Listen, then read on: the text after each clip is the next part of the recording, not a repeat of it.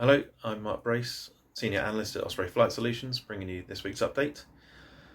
As more countries ease lockdowns and other restrictions related to COVID-19, we've seen an increase in focus on measures being taken by many countries and airports to resume passenger services or at least be prepared for a resumption.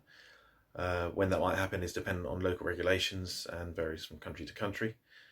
This isn't just about checking temperatures of incoming passengers, but a focus on biosecurity measures and the sanitisation of airports and aircraft, and ensuring passengers coming to the airports will be suitably prepared.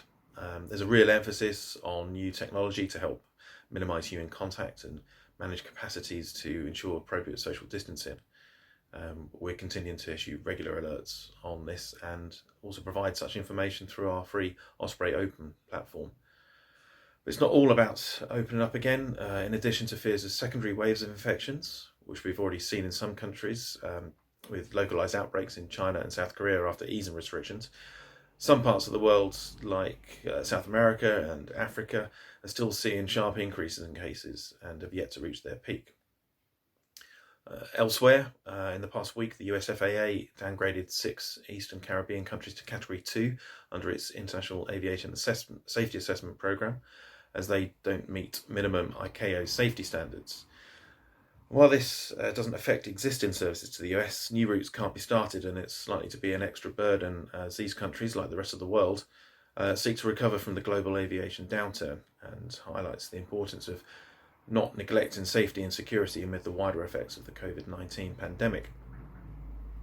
In the Gulf of Oman, an Iranian Navy frigate reportedly hit another Iranian vessel with a cruise missile in a friendly fire incident.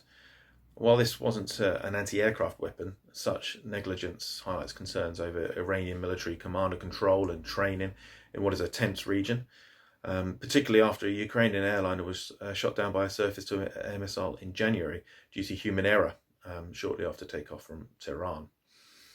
In Somalia, a preliminary report confirmed that a civilian cargo aircraft landed at Badale airstrip with COVID-19 medical equipment on the 4th of May was shot down by Ethiopian military forces controlling the facility, as they apparently judged it was conducting an unusual flight and suspected it may have been on a suicide mission.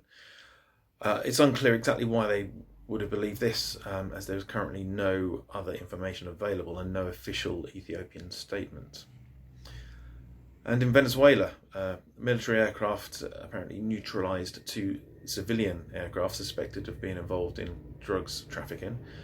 And while it's unclear whether they were shot down or forced to land and then destroyed, there have now been 6 such incidents since November 2019 in Venezuela.